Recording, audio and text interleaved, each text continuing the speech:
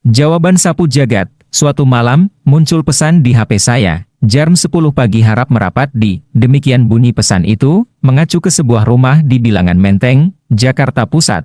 Saya kenal baik rumah itu, yang biasanya diisi oleh orang-orang pemerintahan serta politikus senior tanah air yang rutin mengadakan pertemuan. Singkat cerita, pukul 10 saya hadir dan ada 20-an senior hadir di sana. Dibuka oleh yang paling senior, mantan pejabat tinggi negara. Dia mengatakan dengan singkat untaian informasi berikut ini, di Indonesia, dalam sebuah studi di akhir tahun 2016 terdapat fakta bahwa gap jurang antara si kaya dan si miskin melebar. Dan, ini salah satu bukti ketidakhadiran pemerintah dalam mengelola ekonomi.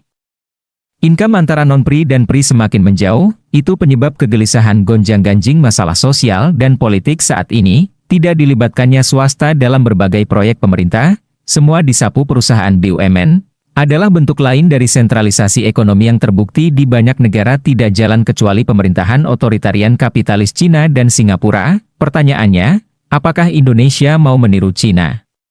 Proyek meskipun resminya dipegang BUMN, nantinya diberikan lagi sub-subnya kepada perusahaan lokal. Tapi tetap saja harga BUMN lebih mahal 30% dari harga perusahaan nasional lainnya. Negara membuang uang 30% untuk BUMN, bukan untuk rakyat. Uang itu, bisnis properti sedang stagnan.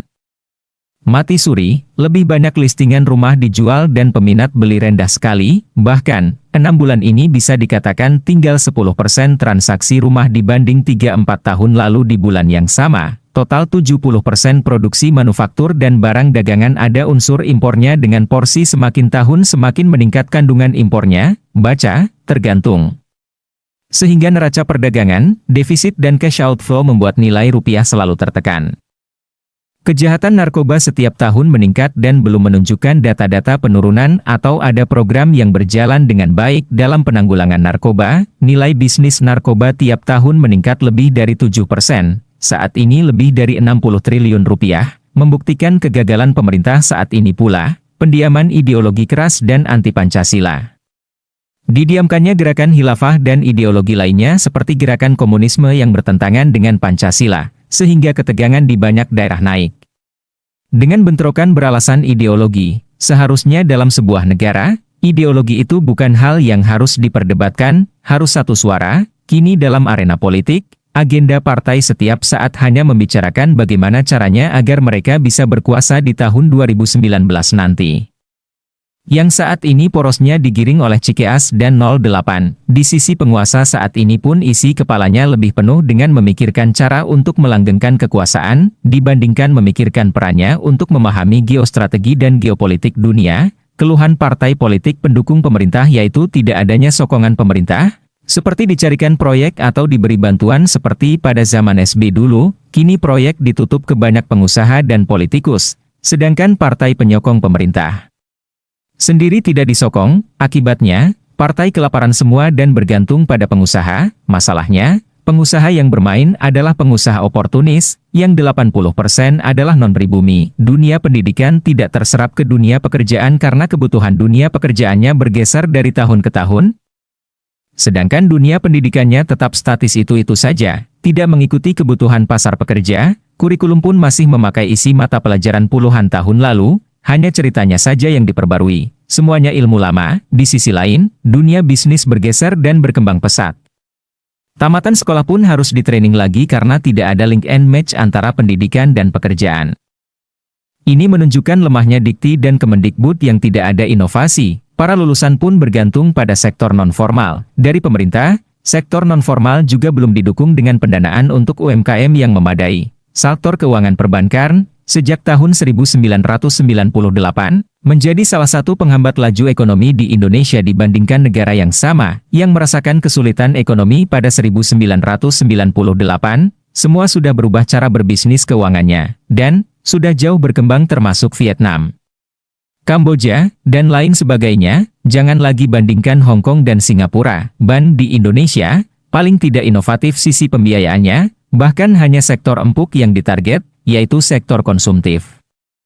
Kemudian sang senior melanjutkan dengan meminta kami semua yang hadir untuk memberikan kontribusi, sesuai disiplin ilmu dan kepakaran masing-masing, agar dapat menghadirkan solusi untuk masalah bangsa ini. La pun bertanya dengan santainya, bagaimana Mas Woyek? Sebagai orang yang paling sontoloyo, apakah ada masukan? Saya bilang, baik, Pak.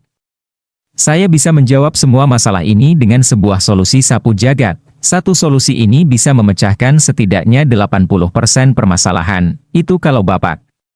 Bapak sekalian berkenan untuk mendengarkan uraian saya sekarang. Senior lain pun terdengar menceletuk, pancen sontoloyo iki arek, yowis, bicara sana. Saya pun memulai paparan saya berikut ini.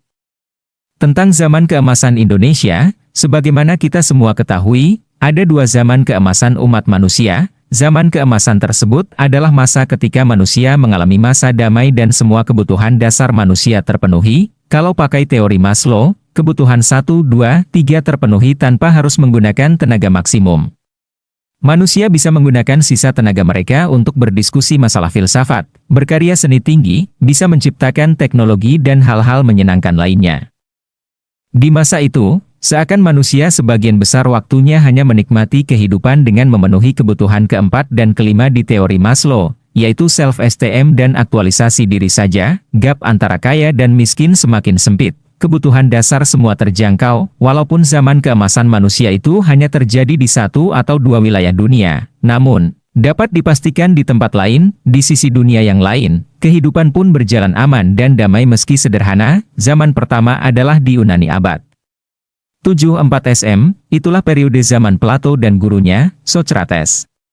Hingga zaman muridnya Plato, Aristoteles, membuktikan teori ini. Zaman itu manusia-manusia senang berdiskusi filsafat, perkataan dan pemikiran filosofis menjadi bukti bahwa periode itu merupakan zaman keemasan Yunani dan lompatan peradaban manusia.